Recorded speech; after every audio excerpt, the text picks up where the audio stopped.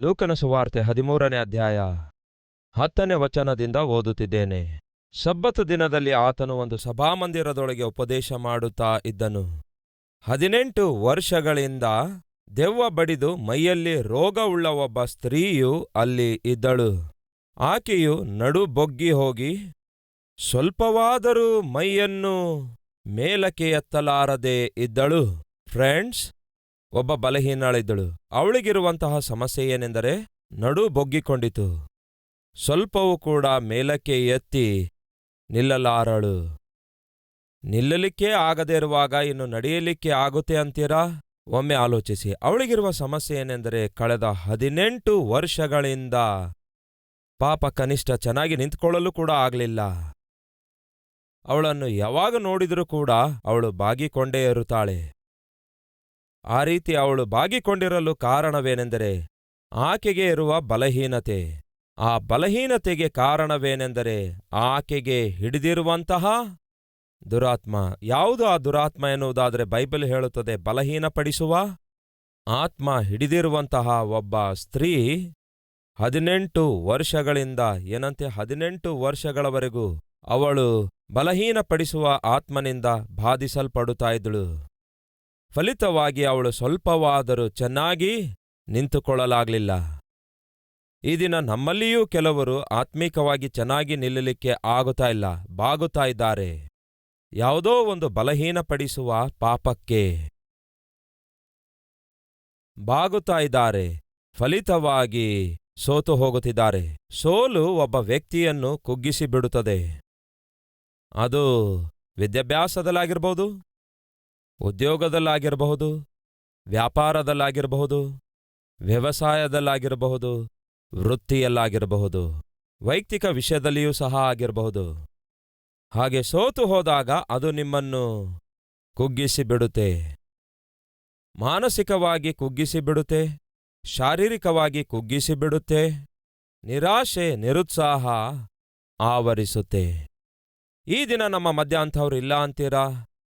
ಸೋತು ಹೋದಂಥವರು, ಸೋಲಿಗೆ ಒಳಗಾದಂಥವರು, ಆರ್ಥಿಕ ಸಮಸ್ಯೆಗಳಿಗೆ ಒಳಗಾದಂಥವರು, ಅನಾರೋಗ್ಯಕ್ಕೆ ಒಳಗಾದಂಥವರು,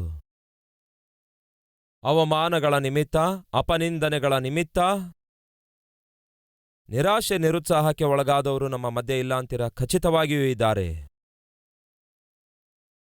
ನೀವು ಈ ರೀತಿ ಲೋಕಕ್ಕಾಗಲಿ ಪಾಪಕ್ಕಾಗಲಿ ಬಲಹೀನಪಡಿಸುವ ಆತ್ಮಕ್ಕಾಗಲಿ ಒಳಗಾಗಬಾರದು ಮತ್ತು ಬಾಗಬಾರದು. ಹಾಗಾದ್ರೆ ಏನ್ ಮಾಡಬೇಕು? 18 ವರ್ಷಗಳಿಂದ ಆ ಸ್ತ್ರೀ ಒಳಗಾದಳು. ಯಾವುದಕ್ಕೆ ಒಳಗಾದಳು? ಬಲಹೀನಪಡಿಸುವ ಆತ್ಮಕ್ಕೆ ಒಳಗಾದಳು. ಹಾಗೆ ಒಳಗಾದಂತಹ ಆ ಸ್ತ್ರೀ ಏನ್ ಮಾಡಿದಳು? ಬಾಗಿಕೊಂಡಳು. ಸಹೋದರ ಸಹೋದರಿಯರೇ, ಸೈತಾನನು ಮೊದಲನೇದಾಗಿ ವಶಪಡಿಸಿಕೊಳ್ಳುತ್ತಾನೆ. ಆನಂತರ ನಿಮ್ಮ ಜೀವಿತವನ್ನು ನಿಲ್ಲಲಾರದಂತೆ ಮಾಡ್ತಾನೆ. ಈ ದಿನ ಯಾವ ಪಾಪದ ವಿಷಯದಲ್ಲಿ ನೀವು ಒಳಗಾಗುತ್ತಾ ಇದ್ದೀರೋ, ಯಾವ ಪಾಪಿಷ್ಟ ಚಟಕ್ಕೆ ನೀವು ಬಾಗಿಕೊಂಡಿದ್ದೀರೋ, ಹೀಗೆ ಎಷ್ಟು ಕಾಲ ಆ ಪಾಪಕ್ಕೆ, ಆ ಚಟಕ್ಕೆ, ಆ ಬಲಹೀನತೆಗೆ, ಆ ಅಪಜಯಕ್ಕೆ, ಆ ಸಮಸ್ಯೆಗೆ ನೀವು ಒಳಗಾಗುತ್ತಾ ಬಾಗುತ್ತಾ ನಿರಾಶೆ, ನಿರುತ್ಸಾಹದಿಂದ ಹಾದು ಹೋಗ್ತಾ ಇದ್ದೀರೆಂದು ನಿಮಗೆ ಚೆನ್ನಾಗಿ ಗೊತ್ತು. ಆದರೆ ಶುಭವಾರ್ತೆ ಏನೆಂದರೆ ನೀವು ಎಷ್ಟು ಕಾಲದಿಂದ ಆತ್ಮಿಕವಾಗಿ ಬಾಗಿಕೊಂಡರೂ, ಸೈತಾನನಿಗೆ ಒಳಗಾದರು, ಆರ್ಥಿಕವಾಗಿ ನಷ್ಟ ಹೋದರು, ಅಖಂಡ ವಿಷಯದಲ್ಲಿ ಕುಗ್ಗಿ ಹೋದರು, ನಿಮ್ಮನ್ನು ಮೇಲೆಕೆತ್ತಲು ನನ್ನ ಕರ್ತನು ಸಿದ್ಧನಾಗಿದ್ದಾನೆ. ನಿಮ್ಮನ್ನು ಸ್ಥಿರಪಡಿಸಲು ನನ್ನ ಕರ್ತನು ಸಿದ್ಧನಾಗಿದ್ದಾನೆ. ನೀವು ಚೆನ್ನಾಗಿ ನಿಂತುಕೊಳ್ಳಬೇಕೆಂದು ನನ್ನ ಕರ್ತನು ಆಶಿಸುತ್ತಾನೆ. ಆತ್ಮಿಕವಾಗಿ ಚೆನ್ನಾಗಿ ನಿಂತ್ಕೊಳ್ಬೇಕು, ಆರೋಗ್ಯವಾಗಿ ಚೆನ್ನಾಗಿ ನಿಂತ್ಕೊಳ್ಬೇಕು, ಆರ್ಥಿಕವಾಗಿ ನೀವು ಚೆನ್ನಾಗಿ ನಿಂತ್ಕೊಳ್ಬೇಕು. ಹಾಗೆ ನೀವು ನಿಲ್ಲಬೇಕು ಎಂದು ದೇವರು ಕೋರಿಕೊಂಡಿರುವುದರಿಂದಲೇ ಏನ್ ಮಾಡಿದ್ದಾರೆ ಗೊತ್ತಾ? ಹಾಗೆ ಬಾಗಿಕೊಂಡಿರುವ ಸ್ತ್ರೀ ಯೇಸುವಿನ ಮುಂದೆ ಬಂದು ಕೂತ್ಕೊಳ್ಳುತ್ತಾಳೆ. ಯೇಸು ಆಕೆಯನ್ನು ನೋಡಿ ಹತ್ತಿರಕ್ಕೆ ಕರೆದು ಆಕೆಗೆ, ಅಮ್ಮಾ, ನಿನ್ನ ಬಲಹೀನತೆಯಿಂದ ನಿನಗೆ ಬಿಡುಗಡೆಯಾಯಿತು ಎಂದು ಹೇಳಿ ಆಕೆಯ ಮೇಲೆ ತನ್ನ ಕೈಗಳನ್ನಿಟ್ಟನು.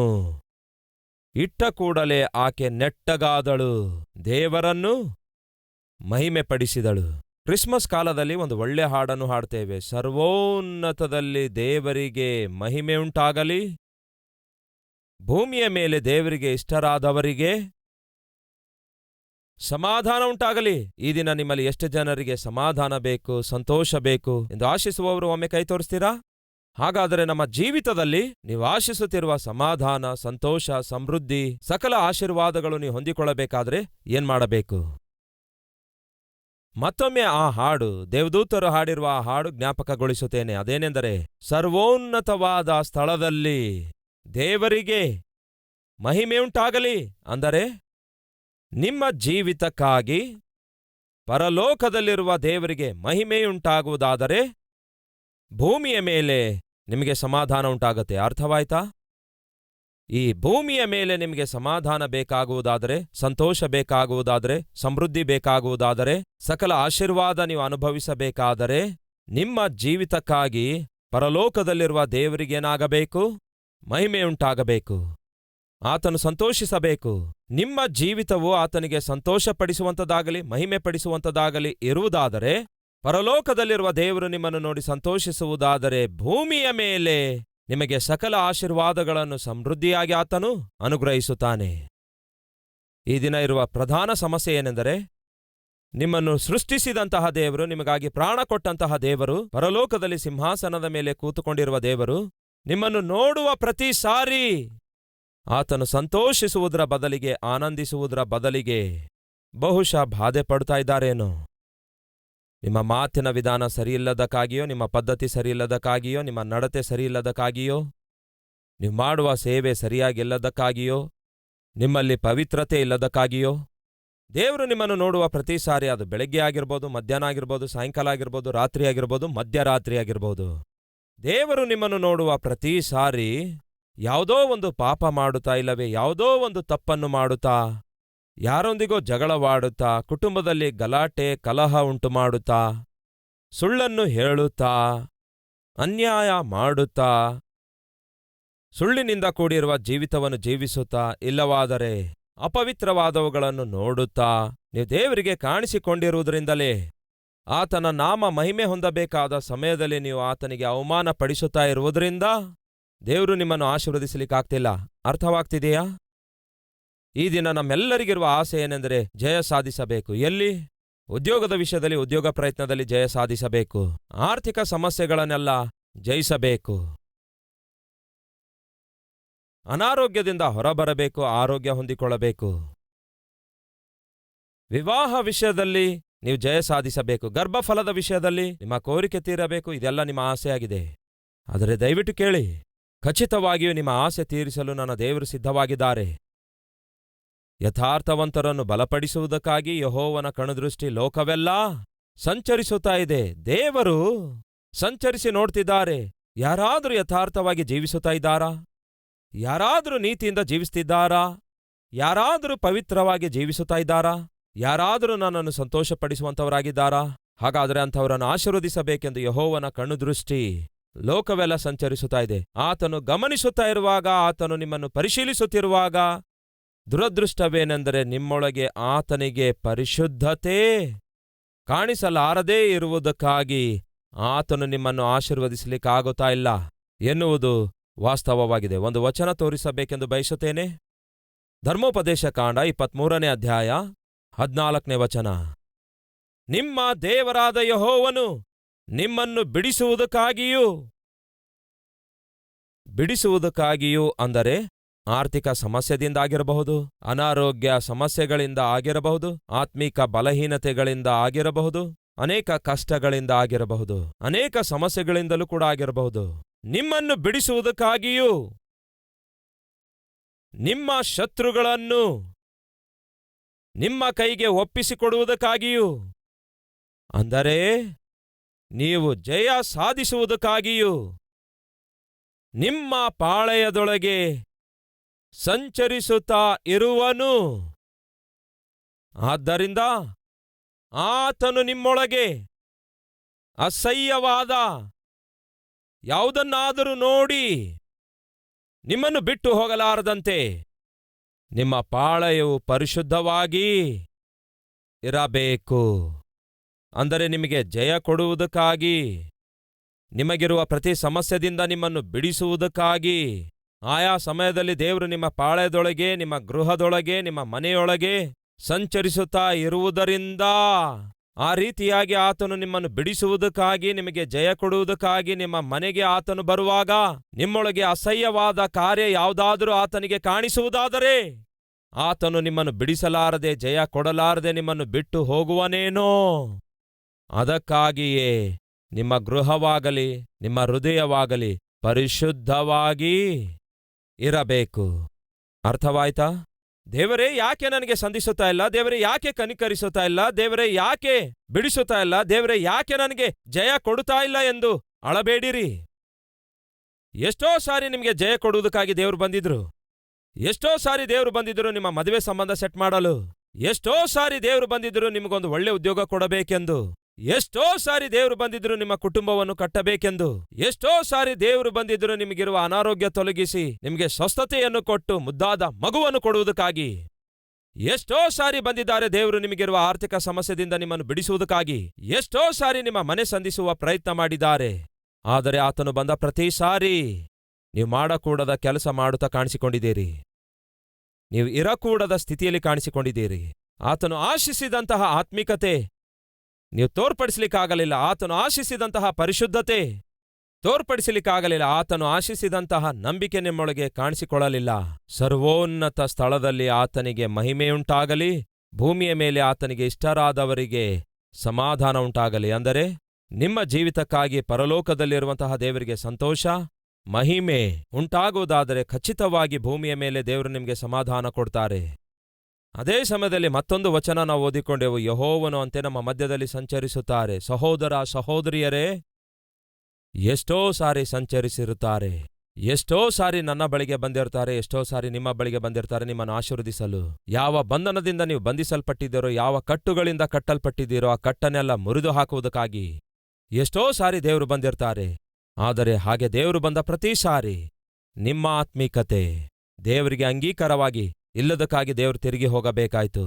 ಕನಿಷ್ಠ ಈ ವಾಸ್ತವವನ್ನು, ಈ ವಿಷಯವನ್ನು ಈ ದಿನ ನೀವು ತಿಳಿದುಕೊಂಡ ನಂತರ, ಎಲ್ಲಿ ಕರ್ತನು ಈ ದಿನವೇ ನನ್ನ ಮನೆಗೆ ಬರ್ತಾರೇನೋ, ಇಲ್ಲವೇ ಸೋಮವಾರ ಬರ್ತಾರೇನೋ, ಇಲ್ಲವೇ ಮಂಗಳವಾರ ಬರ್ತಾರೇನೋ, ಬುಧವಾರ ಬರ್ತಾರೇನೋ, ಗುರುವಾರ ಬರ್ತಾರೇನೋ, ಶುಕ್ರವಾರ ಬರ್ತಾರೇನೋ, ಶನಿವಾರ ಬರ್ತಾರೇನೋ ಗೊತ್ತಿಲ್ಲದಕ್ಕಾಗಿ ಆತನು ಯಾವಾಗ ಬೇಕಾದರೂ ಬಂದು ನನ್ನನ್ನು ಬಿಡಿಸುತ್ತಾರೇನೋ, ನನ್ನನ್ನು ಕನಿಕರಿಸುತ್ತಾರೇನೋ, ನನ್ನ ಮೇಲೆ ಕೃಪೆ ತೋರಿಸುತ್ತಾರೇನೋ ಎನ್ನುವಂತಹ ನಂಬಿಕೆ ನಿಮ್ಮೊಳಗಿರುವುದಾದರೆ ನೀವೇನ್ ಮಾಡಬೇಕು ಗೊತ್ತಾ? ಆತನ ಬರುವಿಕೆಗಾಗಿ ಕಾದಿರಬೇಕು. ಆತನು ಬಂದಾಗ ನೀವು ಹೇಗಿರಬೇಕು ಹೇಳ್ರಿ? ಹೇಗಿರಬೇಕು ನೋಡೋಣ ಬನ್ನಿ. ಕೀರ್ತನೆ 101. ಭಕ್ತನಾದ ದಾವೀದನು ಒಂದು ಅದ್ಭುತವಾದ ಹಾಡನ್ನು ಬರೆದಿದ್ದಾನೆ. 101ನೇ ಕೀರ್ತನೆ 2ನೇ ವಚನ. ಸನ್ಮಾರ್ಗವನ್ನು ಲಕ್ಷಿಸಿ ವಿವೇಕದಿಂದ ನಡೆಯುವೆನು, ನಿರ್ದೋಷ ಮಾರ್ಗದಲ್ಲಿ ವಿವೇಕದಿಂದ ಪ್ರವರ್ತಿಸುವೆನು. ದೇವರೇ,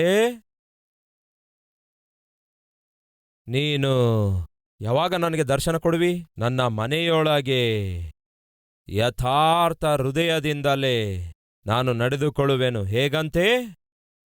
ದೇವರೇ, ಯಾವಾಗ ಬರುತ್ತಿ ನಮ್ಮ ಮನೆಗೆ? ನೀನು ನಮ್ಮ ಮನೆಗೆ ಬಂದಾಗ ನೋಡು ದೇವರೇ, ನಾನು ನಮ್ಮ ಮನೆಯೊಳಗೆ ಹೇಗಿರುತ್ತೇನೆ ಅನ್ನುತ್ತಾನೆ? ಯಥಾರ್ಥವಾಗಿರುತ್ತೇನೆ. ಬಾ ದೇವರೇ ನಮ್ಮ ಮನೆಗೆ. ಈ ದಿನ ಎಷ್ಟು ಜನ ಆ ಮಾತು ಹೇಳಬಲ್ಲಿರಿ? ದೇವರೇ, ಇಷ್ಟು ಅದ್ಭುತವಾದ ಸಂದೇಶ ಕೊಟ್ಟಿದ್ದೀರಿ. ನಾನು ಬಲಹೀನನಾಗಿರುವುದು ನಿಮ್ಮ ಚಿತ್ತವಲ್ಲ. ಸೈತಾನನಿಗೂ ಸೈತಾನನ ಕ್ರಿಯೆಗಳಿಗೂ ನಾನು ಒಳಗಾಗಿ ಬಾಗಿಕೊಂಡಿರುವುದು ನಿಮ್ಮ ಚಿತ್ತವಲ್ಲ. ನನ್ನ ಜೀವಿತ ಆಶೀರ್ವದಿಸಲ್ಪಡಬೇಕು. ನನ್ನ ಜೀವಿತ ಜಯದಲ್ಲಿ ಮುಂದೆ ಸಾಗಬೇಕು. ನಾನು ಆಶೀರ್ವಾದಕರವಾಗಿರಬೇಕು. ಆದರೆ ಇಲ್ಲಿಯವರೆಗೂ ನೀವು ನನ್ನನ್ನು ದರ್ಶಿಸಿದ ಪ್ರತಿ ಸಾರಿ ಒಂದಲ್ಲ ಒಂದು ಪಾಪ ಮಾಡುತ್ತಾ, ಒಂದಲ್ಲ ಒಂದು ಬಲಹೀನತೆಯಲ್ಲಿರುತ್ತಾ ನಿಮ್ಮನ್ನು ನಿರುತ್ಸಾಹಪಡಿಸಿದ್ದೇನೆ. ಆದರೆ ದಾವೀದನು ಹೇಳ್ತಾನೆ, ಯಾವಾಗ ಬರುತ್ತೀನಿ ನಮ್ಮ ಮನೆಗೆ? ದೇವರೇ, ನೀವು ನನ್ನ ಮನೆಗೆ ಬಂದಾಗ ನಾನು ಖಚಿತವಾಗಿ ನನ್ನನ್ನು ನೋಡುತ್ತೀರಿ. ಹೇಗೆ ನೋಡುತ್ತೀರಿ ಗೊತ್ತಾ? ಯಥಾರ್ಥವಂತನನ್ನಾಗಿ ನೀವು ನನ್ನನ್ನು ನನ್ನ ಮನೆಯೊಳಗೆ ನೋಡುತ್ತೀರಿ. ಯಾವಾಗ ಬರ್ತೀರಿ ದೇವರೇ ನನ್ನ ಮನೆಗೆ ಎಂಬ ಈ ಪ್ರಾರ್ಥನೆ ಈ ದಿನ ಮಾಡುವುದಾದ್ರೆ ಎಷ್ಟು ಚೆನ್ನಾಗಿರುತ್ತೆ. ದೇವರೇ, ನಮ್ಮ ಮನೆಗೆ ಯಾವಾಗ ಬರುತ್ತಿ? ಯಾವಾಗ ನನಗೆ ದರ್ಶನ ಕೊಡ್ತೀರಿ? ನೀವು ಮಾತು ಕೊಟ್ಟಿದ್ದೀರಲ್ಲವೇ, ನನ್ನನ್ನು ಬಿಡಿಸುವುದಕ್ಕಾಗಿಯೂ ಮತ್ತೇನು ನನ್ನನ್ನು ಬಿಡಿಸುವುದಕ್ಕಾಗಿಯೂ ನನ್ನ ಶತ್ರುಗಳ ಮೇಲೆ ನನಗೆ ಜಯವನ್ನು ಅನುಗ್ರಹಿಸುವುದಕ್ಕಾಗಿಯೂ ನನ್ನನ್ನು ನೀನು ಸಂಧಿಸುವವನಾದದ್ದರಿಂದ ನೀನು ನನ್ನ ಬಳಿಗೆ ಬಂದಾಗ ನನ್ನೊಳಗೆ ನಿಮಗೆ ಯಾವುದೇ ಅಸಹ್ಯವಾದ ಕಾರ್ಯ ಕಾಣಿಸಿಕೊಳ್ಳಲಾರದ ಹಾಗೆ ನಾನು ಯಥಾರ್ಥನಾಗಿ ಜೀವಿಸುತ್ತೇನೆ. ದೇವರೇ, ಯಾವಾಗ ಬರುತ್ತೀರಿ ನನ್ನ ಮನೆಗೆ? ನನ್ನ ಮನೆಯಲ್ಲಿ ಬಹಳ ಕಷ್ಟಗಳಿವೆ ದೇವರೇ. ನನ್ನ ಮೈಯಲ್ಲಿ ಬಹಳ ಬಲಹೀನತೆಗಳಿವೆ ದೇವರೇ. ನನ್ನ ಕುಟುಂಬದಲ್ಲಿ ಬಹಳ ಸಮಸ್ಯೆಗಳಿವೆ ದೇವರೇ. ಇವೆಲ್ಲವುಗಳಿಗೆ ಪರಿಷ್ಕಾರ ನೀವು ನನ್ನ ಮನೆಗೆ ಬರುವಂಥದ್ದೇ ಆಗಿದೆ. ನೀವು ನನ್ನ ಮನೆಯೊಳಗೆ ಹೆಜ್ಜೆ ಇಡುವಾಗಲೇ ನನ್ನ ಎಲ್ಲಾ ಸಮಸ್ಯೆಗಳಿಗೆ ಪರಿಷ್ಕಾರ ದೊರಕುತ್ತೆ ದೇವರೇ ಎಂದು ನಮ್ಮಲ್ಲಿ ಎಷ್ಟು ಜನ ಈ ಪ್ರಾರ್ಥನೆ ಮಾಡಬಲ್ಲಿರಿ? ದೇವರು ಅದ್ಭುತ ಕಾರ್ಯಗಳನ್ನು ಮಾಡ್ತಾರಂತೀರಾ? ಆಶ್ಚರ್ಯ ಕಾರ್ಯಗಳನ್ನು ಮಾಡ್ತಾರಂತೀರಾ? ಯಾವುದೆಲ್ಲ ನೀವು ಕೋರಿಕೊಳ್ತಾ ಇದ್ದೀರೋ ಅದನ್ನು ಅನುಗ್ರಹಿಸುತ್ತಾರೆ ಅಂತೀರಾ? ನಮ್ಮ ಸಭೆಯಲ್ಲಿ ಒಬ್ಬ ಸಹೋದರ ಸಾಕ್ಷಿ ಕೊಟ್ಟಿದ್ದೇನು ಗೊತ್ತಾ? ಅವನ ಪ್ರಾರ್ಥನೆಗೆ ಯಾವ ಉತ್ತರ ಬರುವಂತೆ ಕಾಣಿಸಲಿಲ್ಲ. 1 ವರ್ಷವಲ್ಲ, 2 ವರ್ಷವಲ್ಲ, 10 ವರ್ಷ ಅಲ್ಲ, ಹೆಚ್ಚು ಕಡಿಮೆ 15 ವರ್ಷ ದಾಟಿದುವು. ಪ್ರಾರ್ಥನೆಗೆ ಉತ್ತರ ಬರುತ್ತೆ ಅನಿಸಲಿಲ್ಲ, ಆದರೆ ಬಂದಿತ್ತು. ಅದ್ಭುತವಾದ ಉತ್ತರ ಬಂದಿತ್ತು. ಅದೇನೆಂದರೆ, ಹೇಳ್ತೇನೆ ಕೇಳ್ರಿ, ಅವರಿಗೆ 19 ವರ್ಷಗಳವರೆಗೂ ಮಕ್ಕಳಿರಲಿಲ್ಲ ಪ್ರಿಯರೇ. ಮಕ್ಕಳು ಆಗ್ತವೆ ಎಂಬ ನಂಬಿಕೆ ಅವರಿಗಿರುತ್ತೆ ಅಂತೀರಾ? ಕೆಲವೊಂದು ತಂಗಿಯಂದಿರಿಗೆ ತಮ್ಮಂದಿರಿಗೆ ಮದುವೆಯಾಗಿ 1 ವರ್ಷ ಮಾತ್ರ ಆಗುತ್ತೆ. ಆದರೂ ಬಹಳ ಟೆನ್ಷನ್ ಮಾಡ್ಕೊಳ್ತಾರೆ. ನಮಗೆ ಮಕ್ಕಳಾಗೋದಿಲ್ಲವೇನೋ, ಮಕ್ಕಳಾಗೋದಿಲ್ಲವೆಂಬ ಭಯ. 3 ವರ್ಷಗಳಾದವು ಮದುವೆಯಾಗಿ, ಮಕ್ಕಳಾಗುವುದಿಲ್ಲವೆಂಬ ಭಯ. 5 ವರ್ಷಗಳಾಗ್ತವೆ ಮದುವೆಯಾಗಿ, ಇನ್ನು ಮಕ್ಕಳು ಹುಟ್ಟಲಿಲ್ಲ, ಮಕ್ಕಳಾಗುವುದಿಲ್ಲವೆಂಬ ಭಯ. ಆ ಸಹೋದರ ಹೇಳ್ತಾನೆ, ಅವರಿಗೆ ಮದುವೆಯಾಗಿ 19 ವರ್ಷಗಳಾದುವಂತೆ. ಮದುವೆಯಾಗಿ 19 ವರ್ಷಗಳು ಕಳೆದ ನಂತರ ಆ ಸಹೋದರ ಸಹೋದರಿಯ ಜೀವಿತದಲ್ಲಿ ಬಾಡಿ ಹೋದಂತಹ ಆ ಕುಟುಂಬ ಚಿಗುರಿಸಲ್ಪಡುತ್ತೆ ಅಂತೀರಾ? ಒಂದು ದಿನ ಅಂತೆ ಆ ಸಹೋದರ ಕಲ್ವರಿಸುವರ ಟಿವಿ ಕಾರ್ಯಕ್ರಮವನ್ನು ವೀಕ್ಷಿಸಿ ಕಲ್ವರಿ ಟೆಂಪಲ್ಗೆ ಬಂದಿದ್ದನಂತೆ. ಬಂದಾಗ ದೇವ್ರು ಅವನ ಸಂಗಡ ಮಾತಾಡಿದ್ರಂತೆ. ಏನೆಂದು? ನನ್ನ ಕತೆ ಮುಗಿಯಿತು ಎಂದು ನೀನು ಅಂದುಕೊಳ್ತಾ ಇದೀಯಾ? ಹಾಗಾದ್ರೆ ಕೇಳು, ನಿನ್ನ ಕತೆ ಮುಗಿಯಿತು ಎಂದು ನೀನು ಅಂದುಕೊಳ್ತಾ ಇದೀಯಾ? ಆದರೆ ನನ್ನ ಕೆಲಸ ಆರಂಭ ಆಗಿದೆ. ಬಾಡಿ ಹೋದ ನಿನ್ನ ಜೀವಿತವನ್ನು ನಾನು ಚಿಗುರಿಸುವಂತೆ ಮಾಡ್ಲಿಕ್ಕಿದ್ದೇನೆ ಎಂದು ದೇವ್ರು ವಾಗ್ದಾನ ಕೊಟ್ರು. ಸಹೋದರ ಸಹೋದರಿಯರೇ, ಈ ದಿನ ಅದೇ ದೇವರು ಅದೇ ವಾಗ್ದಾನವನ್ನು ನಿಮಗೂ ಕೂಡ ಕೊಡ್ತಿದ್ದಾರೆ. ಬಾಡಿ ಹೋದಂತಹ ನಿಮ್ಮ ಜೀವಿತವನ್ನು ನಾನು ಚಿಗುರುವಂತೆ ಮಾಡ್ಲಿಕ್ಕಿದ್ದೇನೆ. ನಿಮ್ಮ ಮುಂದೆ ಮಾರ್ಗ ಕಾಣಿಸಿಕೊಳ್ಳುತ್ತಾ ಇಲ್ಲ, ದಾರಿ ತೋಚದೆ ಜೀವಿಸುತ್ತಾ ಇದ್ದೀರಿ. ನಿಮ್ಮ ಸಮಸ್ಯೆಗೆ ಪರಿಷ್ಕಾರ ಕಾಣಿಸಿಕೊಳ್ತಾ ಇಲ್ಲ. ಎಲ್ಲವೂ ಅಸ್ತವ್ಯಸ್ತವಾಗಿದೆ, ಗೊಂದಲದಿಂದ ಚದುರಿಸಲ್ಪಟ್ಟಿದೆ. ಏನ್ ಮಾಡಬೇಕೆಂದು ದಾರಿ ತೋಚುತ್ತಾ ಇಲ್ಲ. ಹಾಗಾದ್ರೆ ದೇವರು ನಿಮಗೆ ಹೇಳ್ತಿದ್ದಾರೆ, ನಿಮ್ಮ ಮುಂದೆ ಒಂದು ಅರಣ್ಯವಿದೆ. ಆ ಅರಣ್ಯದೊಳಗೆ ನಾನು ನಿಮಗೆ ಮಾರ್ಗವನ್ನು ತೋರಿಸುವಂಥವನಾಗಿದ್ದೇನೆ. ಎಲ್ಲವೂ ಮರಳು ಕಾಡಾಗಿದೆ. ಎಲ್ಲಿಯೂ ಬದುಕುವುದಕ್ಕೆ ಆಧಾರ ಕಾಣಿಸುತ್ತಾ ಇಲ್ಲ, ಬದುಕಲು ದಾರಿ ಕೂಡ ಕಾಣಿಸುತ್ತಾ ಇಲ್ಲ. ಕುಟುಂಬವನ್ನು ಹೇಗೆ ಪೋಷಿಸಿಕೊಳ್ಳಬೇಕೆಂದು ಅರ್ಥವಾಗುತ್ತಿಲ್ಲ. ಎಲ್ಲಾ ಕೊರತೆ, ಕಷ್ಟ, ಕಣ್ಣೀರು. ಹಾಗಿರುವುದಾದರೆ ದೇವ್ರು ಹೇಳ್ತಾರೆ, ಮರಳು ಕಾಡಾದ ನಿಮ್ಮ ಜೀವಿತದಲ್ಲಿ ನಾನು ನದಿಗಳನ್ನು ಪ್ರವಹರಿಸುವಂತೆ ಮಾಡ್ಲಿಕ್ಕಿದ್ದೇನೆ. ನೀವು ಸಮೃದ್ಧಿಯಾಗಿ ಜೀವಿಸುವ ಹಾಗೆ ನಾನು ಮಾಡ್ಲಿಕ್ಕಿದ್ದೇನೆ. ಇದನ್ನು ನಂಬುತ್ತೀರಾ ನೀವು? 19 ವರ್ಷಗಳಿಂದ ಬಾಡಿ ಹೋದಂತಹ ಜೀವಿತವನ್ನು ದೇವರು ಆ ದಿನ ತನ್ನ ವಾಕ್ಯದ ಮುಖಾಂತರ ಮಾತಾಡಿದ್ರು. ನಂಬಿಕೆ ಇಡೀರಿ, ಬಾಡಿ ಹೋದಂತಹ ನಿಮ್ಮ ಜೀವಿತವನ್ನು ನಾನು ಚಿಗುರುವಂತೆ ಮಾಡ್ತೇನೆಂದು ದೇವರು ಹೇಳ್ತಾರೆ. ದಯವಿಟ್ಟು ಗಮನಿಸಿ, ದೀನಸೇವಕನಾದ ನಾನು ವಾಕ್ಯವನ್ನು ಬೋಧಿಸುವಾಗ, ಆ ವಾಕ್ಯದ ಮುಖಾಂತರ ದೇವರು ನಿಮ್ಮ ಸಂಗಡ ಮಾತಾಡುವಾಗ ಅಂಗೀಕರಿಸಿರಿ, ಅದರಲ್ಲಿ ವಿಶ್ವಾಸವಿಡಿರಿ. ದೇವರೇ, ಇದು ನಿಮ್ಮ ಸ್ವರವಾಗಿದೆ, ನೀವೇ ನನ್ನೊಂದಿಗೆ ಮಾತಾಡುತ್ತಾ ಇದ್ದೀರಿ, ಇದು ನಿಮ್ಮ ವಾಗ್ದಾನವಾಗಿದೆ. ನಿಮ್ಮ ವಾಗ್ದಾನದಲ್ಲಿ ನಾನು ನಂಬಿಕೆ ಇಡುತ್ತೇನೆ ದೇವರೇ, ಅಂಗೀಕರಿಸುತ್ತೇನೆ ಎಂದು ಆತನಿಗೆ ಹೇಳಿರಿ. ಆತನಲ್ಲಿ ನಂಬಿಕೆ ಇಟ್ಟು ನೋಡಿ, ದೇವರು ಖಚಿತವಾಗಿ ನಿಮ್ಮನ್ನು ಉತ್ತರಿಸುತ್ತಾರೆ.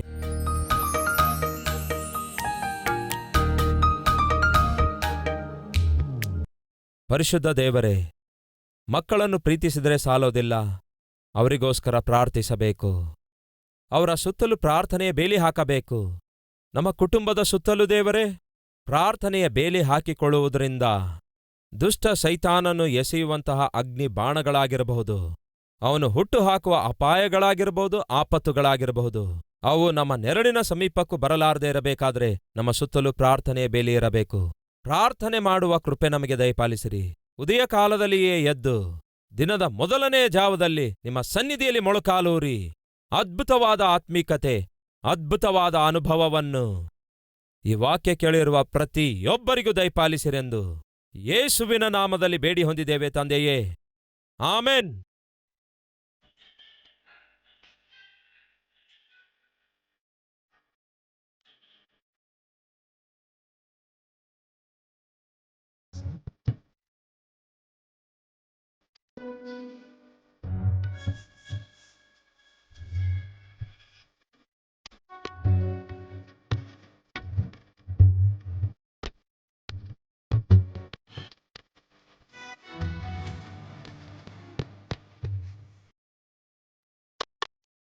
ಕರ್ತನಲ್ಲಿ ಅತ್ಯಂತ ಪ್ರಿಯರಾದ ನಿಮಗೂ ಕಲ್ವರಿ ಸ್ವರ ವೀಕ್ಷಿಸುವ ನಿಮ್ಮೆಲ್ಲರಿಗೂ ಶಾಲೋಮ್. ಚೆನ್ನಾಗಿದ್ದೀರಾ?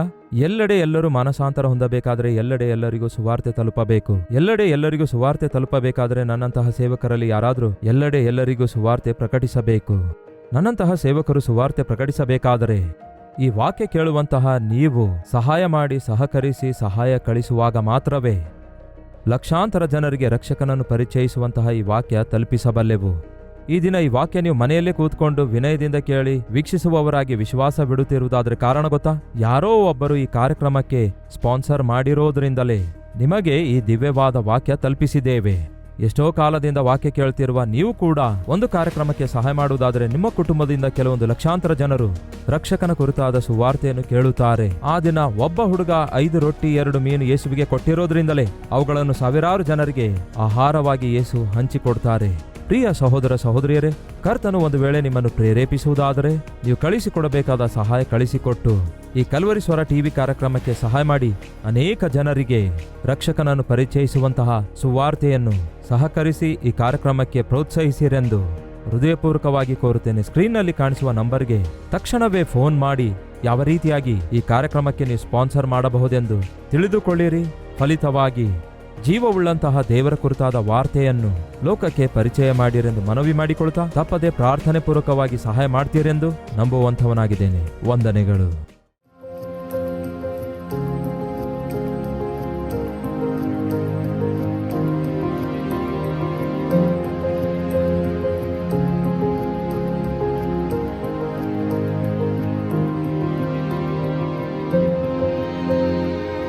Calvary temple birthday cake.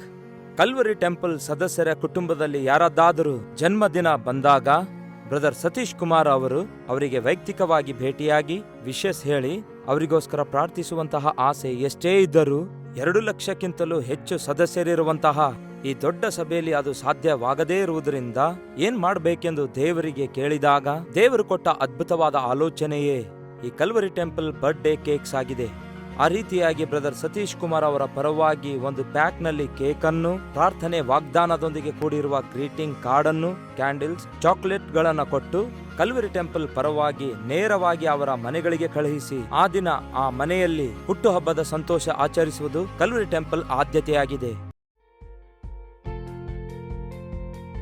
Calvary temple ಭಾನುವಾರದ ಮಧ್ಯಾಹ್ನ ಊಟದ ಏರ್ಪಾಟುಗಳು. ಭಾನುವಾರ ಬಹುದೂರ ಊರಿನಿಂದ ಬರುವಂತಹ ವಿಶ್ವಾಸಿಗಳಿಗೆ ಆರಾಧನೆ ಮುಗಿದ ನಂತರ ದೈವ ಸೇವಕರಾದ ಸತೀಶ್ ಕುಮಾರ್ ಅವರು ಮಧ್ಯಾಹ್ನ ಊಟದ ವ್ಯವಸ್ಥೆಯನ್ನು ಮಾಡಿದ್ದಾರೆ. ಪ್ರತಿ ಭಾನುವಾರ 17,000ಕ್ಕಿಂತಲೂ ಹೆಚ್ಚು ಜನ ತೃಪ್ತಿಯಿಂದ ಊಟ ಮಾಡಿ ಸಂತೋಷದಿಂದ ತಮ್ಮ ತಮ್ಮ ಮನೆಗಳಿಗೆ ಹೋಗ್ತಾರೆ.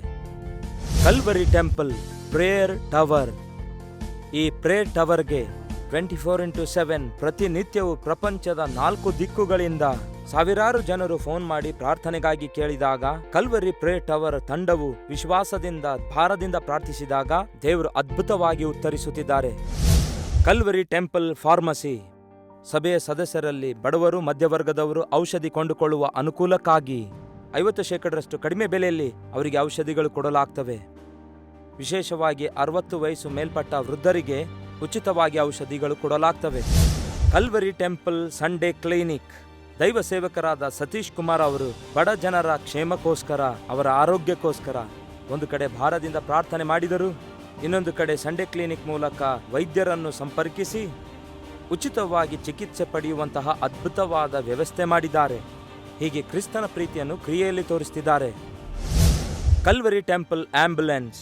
ಕಲ್ವರಿ ಟೆಂಪಲ್ ಸಭೆಯ ಸದಸ್ಯರು ಅನಾರೋಗ್ಯದಲ್ಲಿರುವಾಗ ಅವರಿಗೆ ಇಮ್ಮಿಡಿಯೇಟ್ ಚಿಕಿತ್ಸೆ ಬೇಕಾದಾಗ ಒಂದು ಆಂಬ್ಯುಲೆನ್ಸ್ ವಾಹನವನ್ನು ಏರ್ಪಡಿಸಿದ್ದಾರೆ. ಕಲ್ವರಿ ಟೆಂಪಲ್ ಏರ್ಪಡಿಸಿರುವ ಈ ಆಂಬ್ಯುಲೆನ್ಸ್ ಸೌಕರ್ಯ ಅನಾರೋಗ್ಯದಿಂದ ಬಳಲುತ್ತಿರುವವರಿಗೆ ಎಷ್ಟೋ ಆಧಾರವಾಗಿದೆ. ಕಲ್ವರಿ ಟೆಂಪಲ್ ಮೂಲಕ ಉಚಿತ ಶವ ಸಂಸ್ಕಾರದ ಸರ್ವಿಸ್. ಸಭೆಯ ಸದಸ್ಯರಲ್ಲಿ ಯಾರಾದರೂ ಕರ್ತನಲ್ಲಿ ನಿದ್ರೆ ಹೋಗುವುದಾದರೆ ಕಲ್ವರಿ ಟೆಂಪಲ್ಲೇ ಊಟವನ್ನು ಸಿದ್ಧಪಡಿಸಿ ಅವರ ಹಸುವೆ ತೀರಿಸಿ ಆಧರಿಸುತ್ತದೆ. ಸಮಾಧಿ ಕಾರ್ಯಕ್ರಮಕ್ಕೆ ಬೇಕಾದ ಏರ್ಪಾಟುಗಳೆಲ್ಲವೂ ಅಂದರೆ ಶವಪೆಟ್ಟಿಗೆ, ಸಮಾಧಿ ಸ್ಥಳ, ಸಮಾಧಿ ಅಗಿಯುವುದು, ಸುಗಂಧ ದ್ರವ್ಯಗಳು, ಹೂವಿನ ಹಾರಗಳು, ಶವದ ಮೇಲೆ ಹೊದಿಸುವುದಕ್ಕಾಗಿ ಬಿಳಿ ವಸ್ತ್ರ, ಕ್ಯಾಂಡಲ್ಸ್, ಸಮಾಧಿ ಸ್ಥಳಕ್ಕೆ ಹೋಗಲು ವಾಹನ ಮೊದಲಾದವುಗಳು ಎಲ್ಲವನ್ನು ಕಲ್ವರಿ ಟೆಂಪಲ್ಲೇ ಉಚಿತವಾಗಿ ಒದಗಿಸಿ ಅವರಿಗೆ ಎಷ್ಟೋ ಆಧಾರ ಕೊಡ್ತಿದೆ. ಸಭೆಯ ಸದಸ್ಯರ ಅಟೆಂಡೆನ್ಸ್ ಅನ್ನು ಕೂಡ ತಿಳಿದುಕೊಳ್ಳುವುದಕ್ಕಾಗಿ ಪ್ರಪಂಚದಲ್ಲಿಯೇ ಮೊಟ್ಟ ಮೊದಲನೇ ಬಾರಿಗೆ ದೇವರ ಸಭೆಯಲ್ಲಿ ಕಾರ್ಡ್ ಸ್ವೈಪಿಂಗ್ ತರುವಂತಹ ಒಂದು ಹೆಮ್ಮೆ ದೇವರು ಕಲ್ವರಿ ಟೆಂಪಲ್ಗೆ ಕೊಟ್ಟಿದ್ದಾರೆ. Calvary temple visiting hours. ಯಾವ ರೆಕಮೆಂಡೇಶನ್ ಅಪಾಯಿಂಟ್ಮೆಂಟ್ಸ್ಗಳು ಇಲ್ಲದೆ ಯಾರೇ ಆಗಲಿ ನೇರವಾಗಿ ಭೇಟಿಯಾಗುವುದಕ್ಕಾಗಿ ದೈವ ಸೇವಕರಾದ ಸತೀಶ್ ಕುಮಾರ್ ಅವರು ಅವಕಾಶ ಕಲ್ಪಿಸಿದ್ದಾರೆ. ಭೇಟಿಯಾಗಲು ಬಂದ ಪ್ರತಿಯೊಬ್ಬರಿಗೆ ಅತಿಥಿ ಸತ್ಕಾರವನ್ನು ಮಾಡಿ ಪ್ರತಿಯೊಬ್ಬರಿಗೆ ಪ್ರಾರ್ಥಿಸಿ ಅವರ ಸಮಸ್ಯೆಯನ್ನು ತಿಳಿದುಕೊಂಡು ಅವರನ್ನು ಆಧರಿಸಿ ಅವರಿಗೋಸ್ಕರ ಪ್ರಾರ್ಥಿಸಿ ಕಳುಹಿಸುತ್ತಾರೆ. ಯಾವ ದಿಕ್ಕಿಲ್ಲದಂತಹ ಅನಾಥರನ್ನು ಕಲ್ವರಿ ಟೆಂಪಲ್ ಆಧರಿಸುತ್ತಾ ಅವರಿಗೆ ಯೇಸುವಿನ ಪ್ರೀತಿಯನ್ನು ಕ್ರಿಯೆಯಲ್ಲಿ ತೋರಿಸುತ್ತಿದೆ ಎಂದು ಹೇಳಲು ಈ ದೃಶ್ಯಗಳೇ ಉದಾಹರಣೆಯಾಗಿವೆ. ಪ್ರತಿ ವಾರ 2 ದಿನಗಳು ಕೆಲವು ನೂರಾರು ದಿಕ್ಕಿಲ್ಲದ ಜನರಿಗೆ, ಅನಾಥರಿಗೆ ಆಹಾರ ಪ್ಯಾಕೆಟ್ಗಳನ್ನು ಹಂಚುತ್ತಾ ಇದೆ ಕಲ್ವರಿ ಟೆಂಪಲ್. ಪ್ರತಿ ಚಳಿಗಾಲ ದಿಕ್ಕಿಲ್ಲದ ನೂರಾರು ಜನರಿಗೆ ಉಚಿತವಾಗಿ ಬೆಡ್ಶೀಟ್ಗಳು, ಸ್ವೆಟರ್ಗಳನ್ನು ಒದಗಿಸುತ್ತಿದೆ. ಬಡ ವೃದ್ಧರಿಗೆ, ವಿಧವೆಯರಿಗೆ ಪ್ರತಿ ತಿಂಗಳು ಪೆನ್ಷನ್ ಕೊಡುತ್ತಾ ಅವರಿಗೆ ಆಧಾರವಾಗಿ ಕಲ್ವರಿ ಟೆಂಪಲ್ ನಿಂತಿದೆ. ಓದಿಕೊಳ್ಳುತ್ತಿರುವ ಬಡ ವಿದ್ಯಾರ್ಥಿಗಳಿಗೆ ಬುಕ್ಸ್, ಬ್ಯಾಗ್ಸ್, ಶೂಸ್, ಪೆನ್ಸ್, ಪೆನ್ಸಿಲ್ಸ್ಗಳನ್ನು ಕೊಟ್ಟು ಬಡ ವಿದ್ಯಾರ್ಥಿಗಳು ಚೆನ್ನಾಗಿ ಓದಿಕೊಂಡು ಉನ್ನತ ಸ್ಥಿತಿಯಲ್ಲಿರುವುದಕ್ಕಾಗಿ ಎಷ್ಟೊಂದು ಸಹಾಯ ಮಾಡ್ತಾ ಇದೆ ನಮ್ಮ ಕಲ್ವರಿ ಟೆಂಪಲ್. ನಮ್ಮ ವಿಳಾಸ Calvary, post box number 30, Kukatpally, Hyderabad 72.